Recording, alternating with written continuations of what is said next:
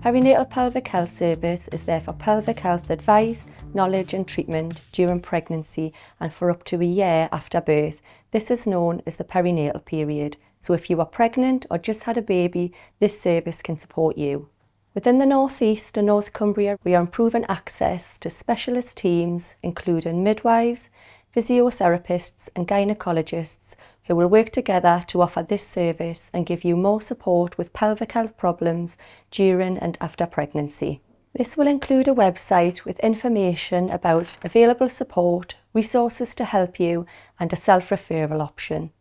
Each trust within the North East and North Cumbria has their own service and may operate slightly differently, but all the trusts within the region are working together to provide you with the best information and to standardise the care you receive.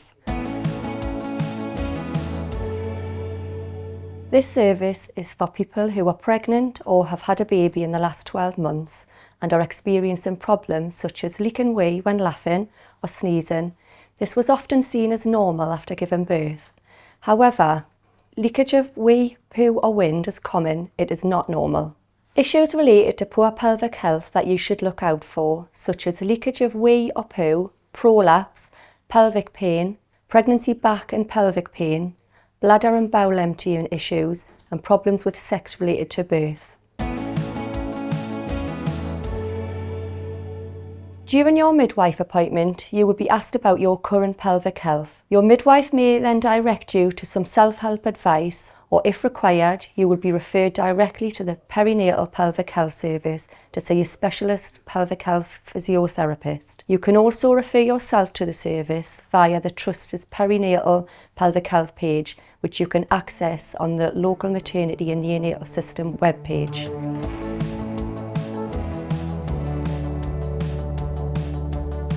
I'm Heather. I've given birth to 3 children and I've had a few issues with my pelvic health. I've had pelvic girdle pain, which is sort of pain around the pelvic area, and it makes it quite difficult to walk. After all of my pregnancies, I've had worsening issues with incontinence, which is leaking wee. The first time around, I didn't really know what to expect. Through the pregnancy, I was fine, but it was after the pregnancy, a few months later, that I noticed that I was having problems with leaking of wee. I wasn't able to, hold it when I was going to the toilet. I was finding that I was becoming damp regularly. So I got pregnant again, and that got worse during my second pregnancy. And then in my third pregnancy, my latest pregnancy, I also got pelvic girdle pain, which is a condition where it makes it really uncomfortable, for me at least, it made it really uncomfortable to walk. I have pain in my hips and sort of around my pelvic area. And I'm usually a really active person. I like to be out and about, cycling and walking and all sorts of things, and I found it really depressing that I couldn't do those things and I couldn't walk as far as I wanted to. I really struggled when my eldest started school and I was heavily pregnant. I struggled to walk him to school, which is something I really wanted to do. After that, and that was a few years ago now, I've still continued having problems, not with the pelvic girdle pain, that did go away, but I've had problems still with the leaking and the incontinence. Once you have children, it's very difficult to put yourself first. If I'd felt like my symptoms were very serious, I'd have had the rationale of going, I'm looking after myself so I can look after the children. But because I could function, because I could get by on a day-to-day basis, because there were measures I could take to manage the symptoms, it didn't really cross my mind to seek help. There's this whole thing, I guess, in society where it's just expected that that's what happens after you have a baby. That, oh well, you know, you just wet yourself. There's all the ads, everyone sees ads on the telly, don't they, about for the pads and the products that can help with the symptoms. And I guess that sort of normalises it in a way that I don't think is helpful. That makes it seem like that it's something that there's nothing can be done about it, and just buy our products forever and that'll be fine. Like, that's what can be done.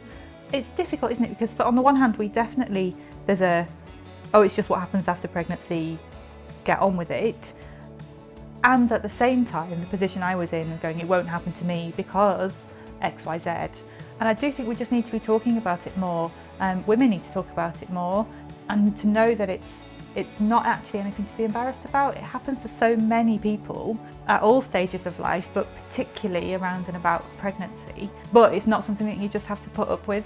To anyone who's experiencing issues, I would say you're definitely not the only person that you know who is having the issues. If you talk to probably 5 of your female friends, you will find that somebody, particularly if they've had children recently or at any point, will have experienced or still be experiencing some of these pelvic health issues. It's really common, but it shouldn't be seen as normal.